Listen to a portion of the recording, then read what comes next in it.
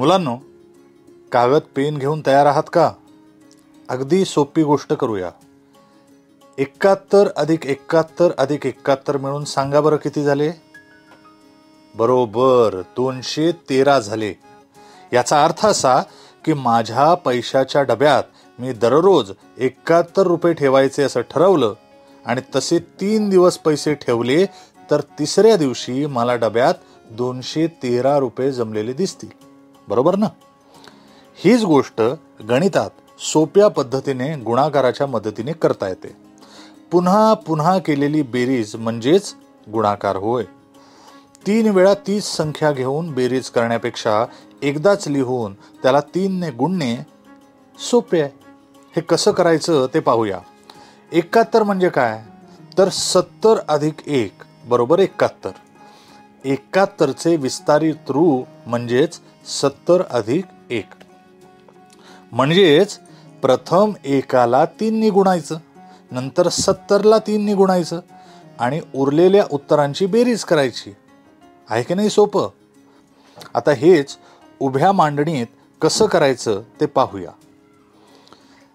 71 गुणिले 3 213. आणखी एक उदाहरण पाहूया. आता मी जर 75 रुपये 58 दिवस दररोज माझ्या पैशांच्या डब्यात ठेवले तर मला 75 ही संख्या 58 वेळा लिहून त्याची बेरीज करावी लागेल. हे सोपं आहे का? तर नाही, अजिबातच सोपं नाही.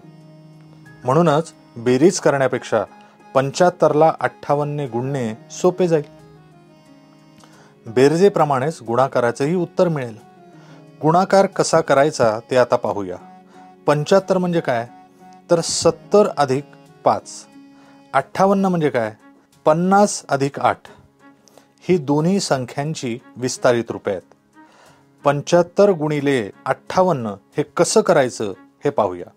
म्हणजेच आपण 75 या संख्येची 8 वेळा बेरीज केली.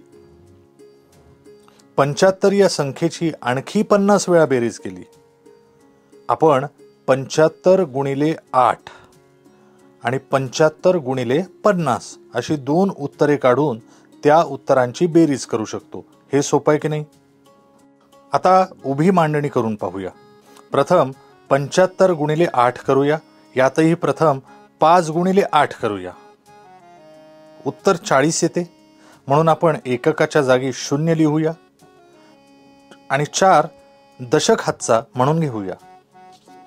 70 गुणिले 8 करूया. उत्तर 56 दशक असं मिळतं. त्यामध्ये 4 दशक मिळवूया.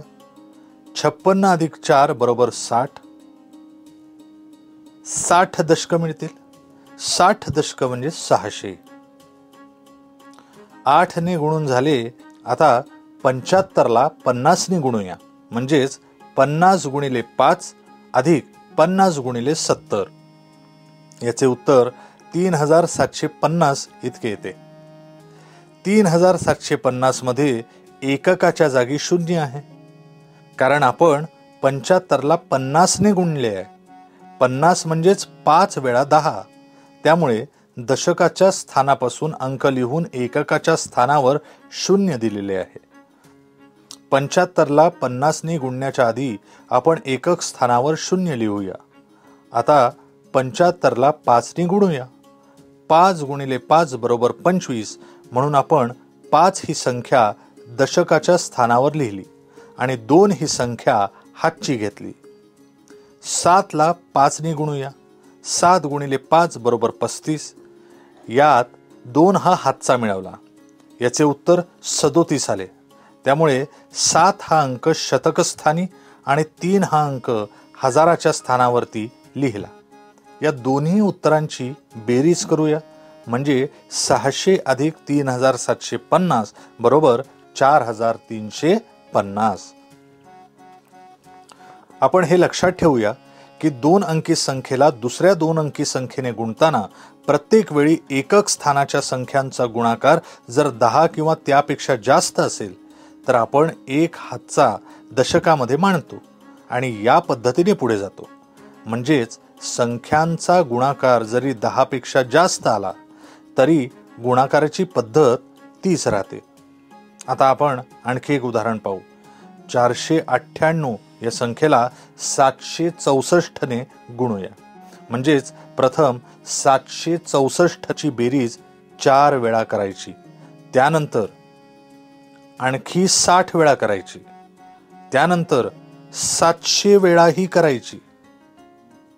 याचाच अर्थ असा की 498 ला 4 ने गुणायचे, त्यानंतर 498 ला 60 ने गुणायचे आणि नंतर 498 ला 700 ने गुणायचे. पायरी 1, 498 गुणिले 4 बरोबर 1992. पायरी 2, 498 ला 60 ने गुणायचे बरोबर 29,880. पायरी 3, 498 ला आता 700 ने गुणूया बरोबर 3,48,600. पायरी 4, या तीनही संख्यांची बेरीज करूया. म्हणजेच 1992 अधिक 29,880 अधिक 3,48,600. याचं उत्तर येतं 3,80,472. आता हेच उभ्या मांडणीने करून पाहूया.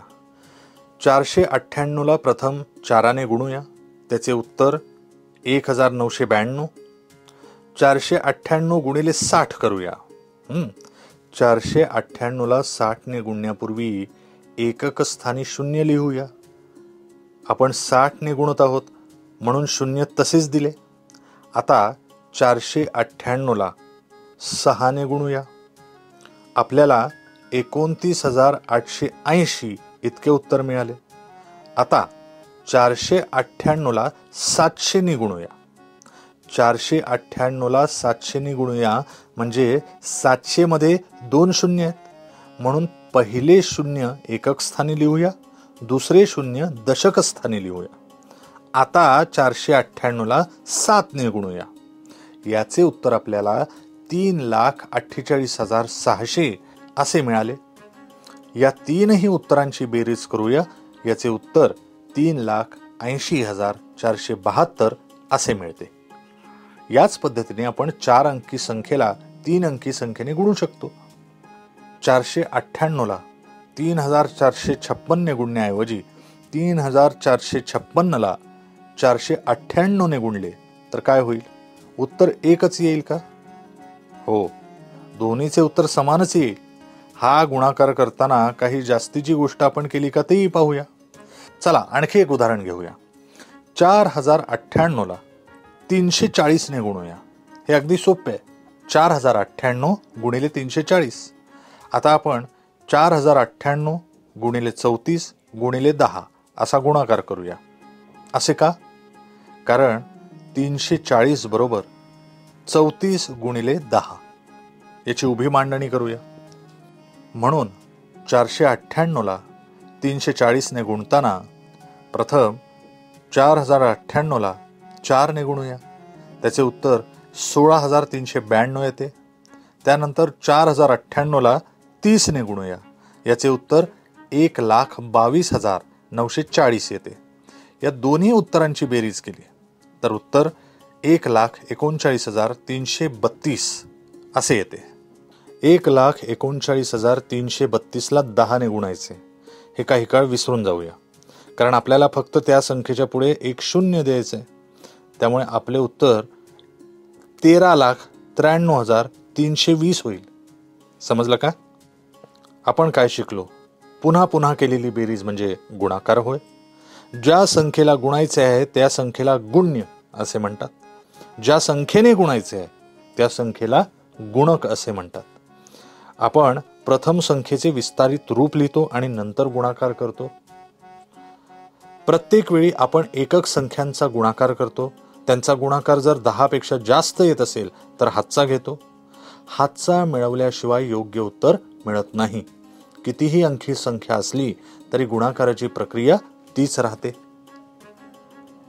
2 अंकी संख्येला 2 अंकी संख्येने गुणताना गुणाकाराची जी पद्धत वापरतो तीच पद्धत इतर कितीही अंकी संख्यांच्या गुणाकारासाठी वापरली जाते. करून पहा. आता गमतीदार गणित करून पहा. 5वीचे पेपर तपासत असताना एका विद्यार्थ्याने केलेले गणित माझ्या समोर आले. त्यात काही चुका होत्या. हे गणित मी तुमच्या समोर मांडतो. चला, तुम्ही प्रयत्न करा. तुमचे उत्तर काय येते पाहूया. मी ते पुढील प्रमाणे सोडवलंय. आलं का लक्षात?